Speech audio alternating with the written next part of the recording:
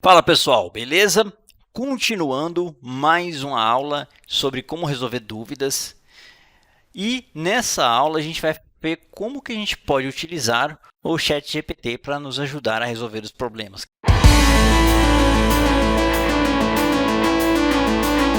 Eu preparei um Dockerfile aqui e vou pedir uma sugestão de código para o Stack Overflow, como que eu posso reduzir o número de instruções copy e minimizar esse Dockerfile, reduzir ele, tornar mais enxuto e, por consequência, ter um container mais performático.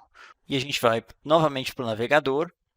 Suponha que você não sabe inglês e está na dúvida como você vai perguntar isso no Google ou em qualquer que seja o lugar.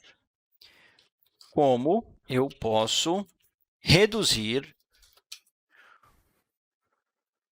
o número de instruções copy em um Dockerfile? E aí ele gera para mim a dúvida traduzida. Beleza, você que já sabe de inglês é tranquilo, mas para quem está começando pode ser que não saiba, e aí fica um pouco mais complicado.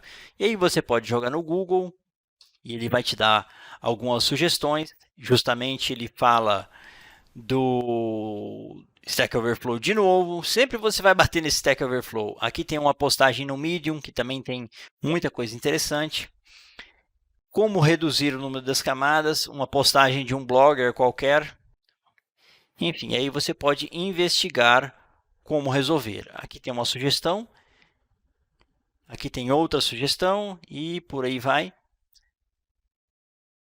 Aqui a gente tem um blog no Medium em que o cara explica mais informações sobre os Dockerfiles, como usar o run e diferentes comandos, mas não fala do copy para a gente, que a gente precisa. Então a gente pode fechar esse cara aqui também.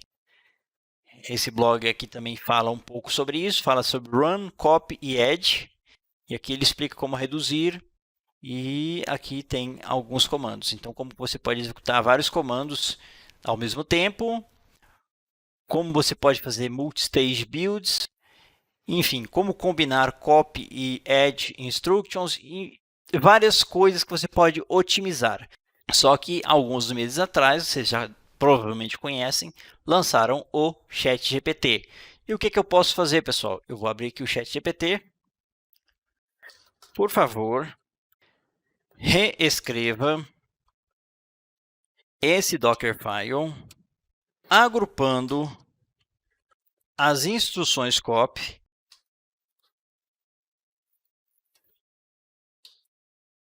em uma única instrução. Beleza, você pode perguntar em português para ele que ele vai responder. Beleza? E aí a gente vai copiar o nosso Dockerfile. Vou voltar aqui no Visual Studio. Ctrl A, Ctrl C.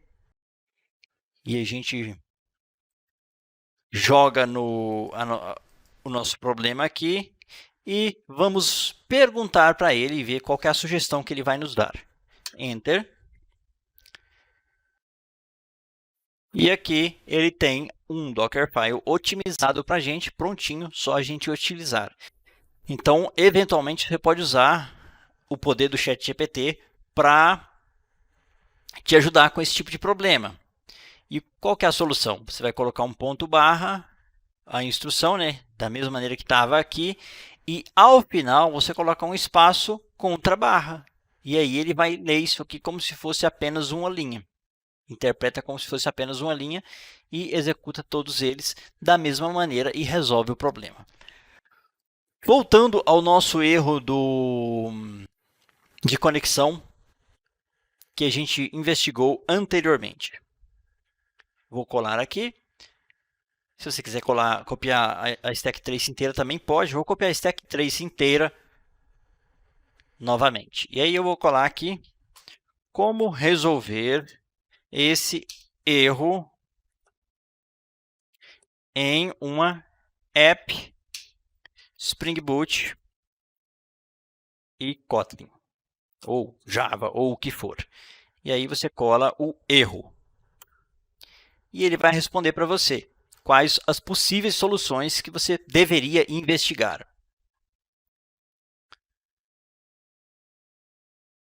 Está gerando a resposta ainda e a gente já vai avaliar o que pode ser. Então, ele foi muito mais certeiro do que o Stack Overflow, do que o Google. Ele já te deu a resposta praticamente pronta. Então, ele fala, verifique as configurações do banco de dados no Application Properties. Ou esse cara também pode ser um Application YAML. Nas duas, você pode investigar das duas maneiras. E aí você vai verificar o nome do banco de dados. E aqui ele mostra exatamente onde você tem que investigar.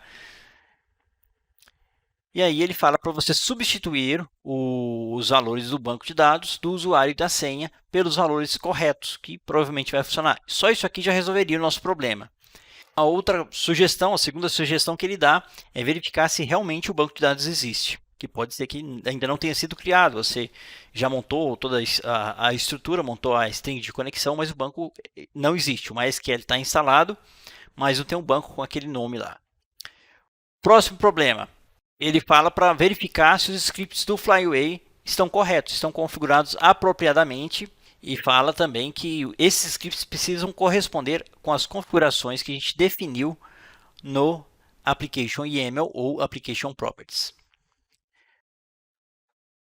Aqui ele sugere também verificar as dependências do Flyway, se as dependências foram adicionadas corretamente no Build Gradle, ou no Build KTS, ou no Maven também. Por fim, verificar as permissões de usuário no banco de dados, porque eventualmente pode ser que o usuário não tem permissão, que inclusive é uma das soluções que a gente encontrou no Stack Overflow.